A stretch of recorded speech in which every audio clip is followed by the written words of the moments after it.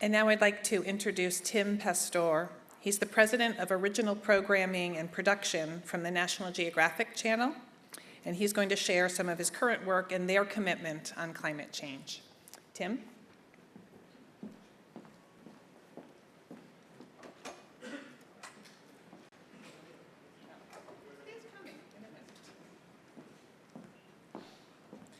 So I'll just add to that, the National Geographic channel has been a terrific partner of ours this week, and we're thrilled to have them on board. I think, again, I mentioned some of the photographs that they have downstairs, which is just delightful, and they're just another way to communicate to individuals to get the story across, both in pictures as well as in visuals. Thank you. Good afternoon, everyone. I'm Tim Pastore, President of Original Programming and Production for National Geographic Channel. And I would like to thank our friends at the Climate Group and all of you here today. We are honored to be a part of this year's Climate Week NYC.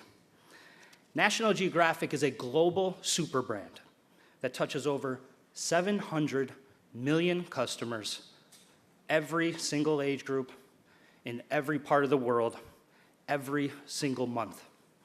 We are a media company with an unflinching sense of purpose and mission, best evidenced by the fact that we return nearly 1/3 of our proceeds to the nonprofit National Geographic Society, supporting their unwavering commitment to research, science, conservation, and exploration. And I am immensely proud of that fact. Today, I'm honored to share with you some of the ways that we at National Geographic Channel are continuing our commitment to covering climate change in our programming. Beginning Sunday, October 30th, National Geographic Channel will kick off an entire week of climate change programming with more than half of our primetime slate devoted to the topic. That is more than half.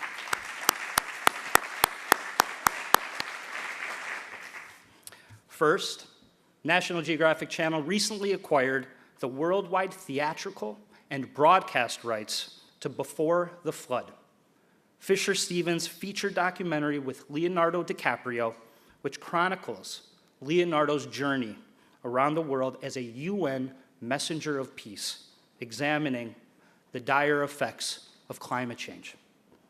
Before the Flood represents an informative and engaging account of how society can prevent the demise of endangered species, ecosystems, and native communities across the globe.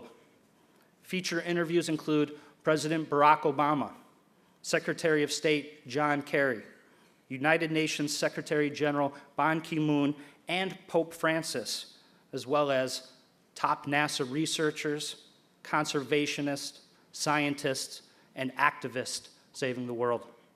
Here is a look at the trailer.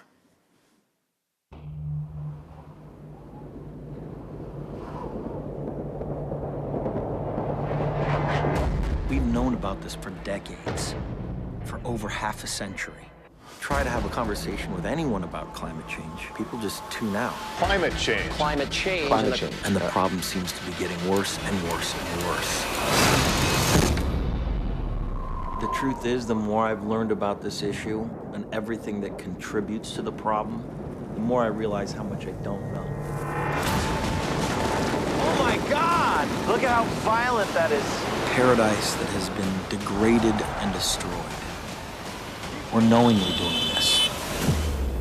I just want to know how far we've gone and if there's anything we can do to stop it.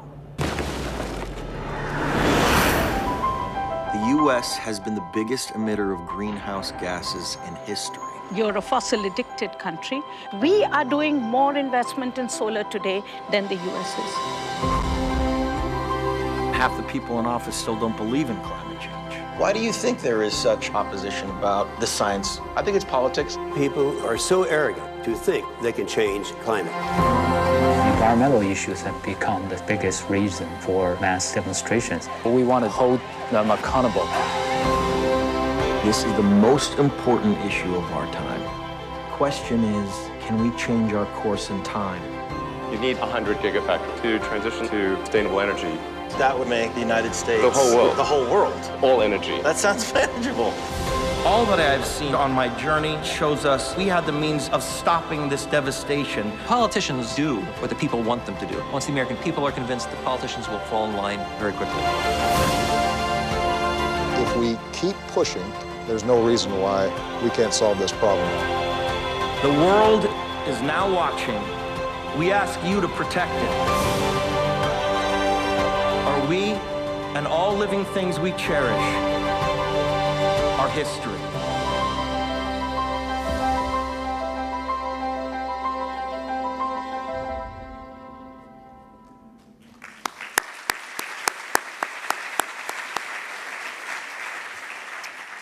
As you can tell, Before the Flood is an extraordinary piece of filmmaking, and no doubt will generate discussion and much needed conversation. And our desire, National Geographic Channel, is to have as many eyeballs on that program as possible around the globe before the election in the US in November. And so therefore, we're going to release it theatrically on October 21st, and then we will air it globally across National Geographic Channel in 171 countries and in 45 languages, starting on October 30th. We're also incredibly proud to premiere the second season of the Emmy award-winning and critically acclaimed series, Years of Living Dangerously.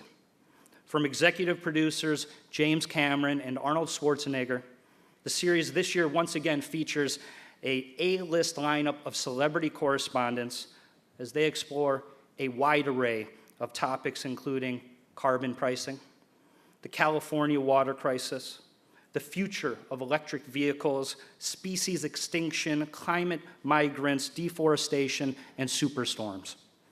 And we are thankful for the support of some of you in this very room for making that happen.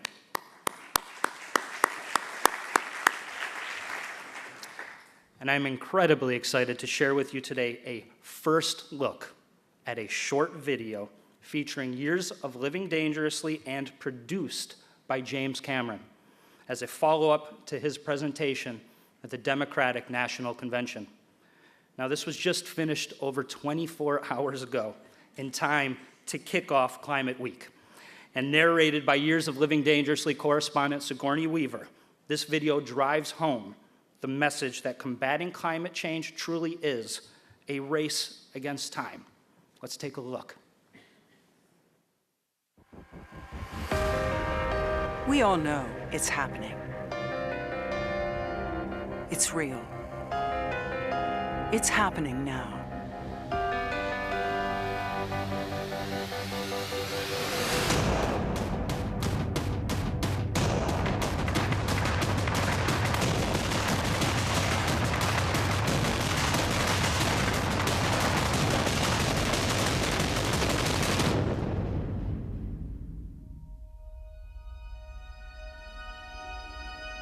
Droughts, the storms, the floods, the fires, the record heat waves. This is not something we've seen before.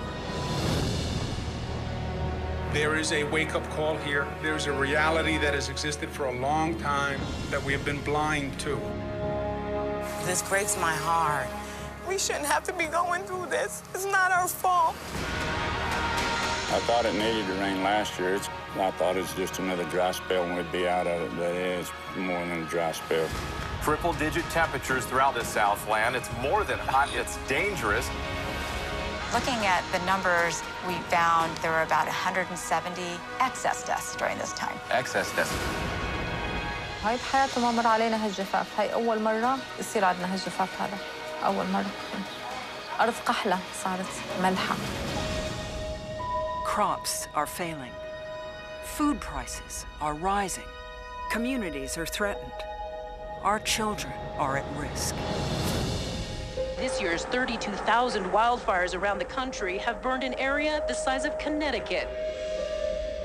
Because of global warming, mountain snow now melts earlier each year. And when that happens, the ground dries up earlier too. How much do you think has to do with global warming? You can't deny the fact that it's getting warmer and drier. It had over the last century was an extra foot of sea level, largely as a result of climate change. She said, "Mommy, hold me, I'm scared." And I did, I held her.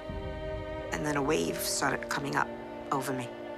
I felt the water rising, and we went under. And I knew I lost her immediately because I knew she couldn't get up again. Greenland is melting at a pace that is hard to fathom, 5 times faster than it was just 20 years ago, leading to more and more sea level rise. Eventually, Miami will be underwater. It's just a matter of when. The sea level, it's going to rise, and Miami won't be here when it rises. Look at all this destruction around it. You see like 20 cattle, and you see like, look how much land. Yeah. It's crazy. It is crazy. We already lost 20% of the Amazon. Look. Shocking. We've been to Tesanilo, a flagship national park, which should have been protected from deforestation.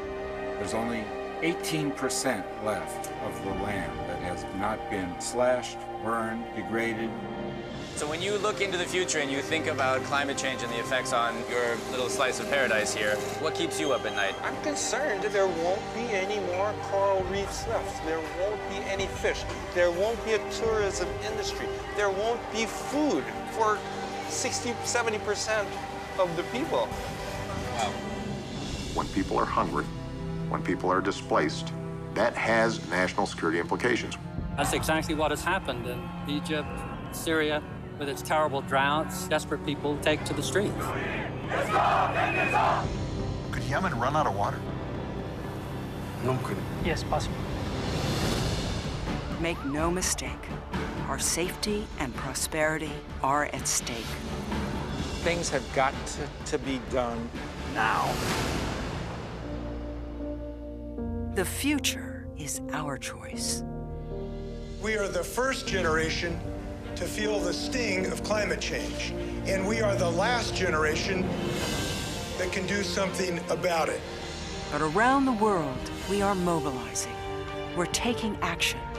I hope that this will be a turning point. Ladies and gentlemen, I know that we can break the pollution's death grip on our Earth, and we will win this battle.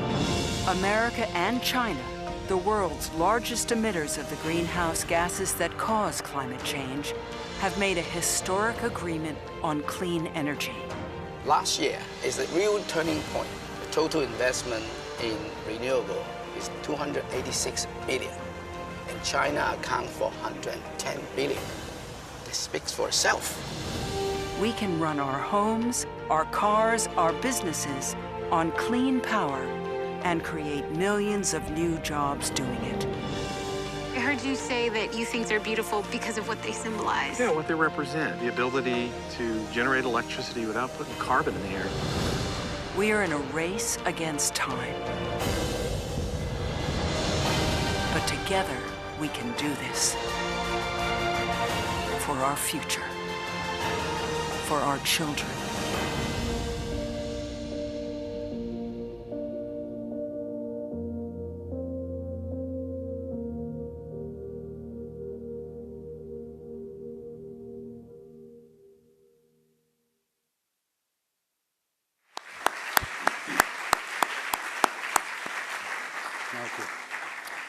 The new season of Years of Living Dangerously will air globally on National Geographic Channel beginning Sunday, October 30th, right before the premiere of Before the Flood. And lastly, we are thrilled to partner with the Climate Group for the Season 2 Global Red Carpet Premiere, an official Climate Week NYC event. Thank you very much.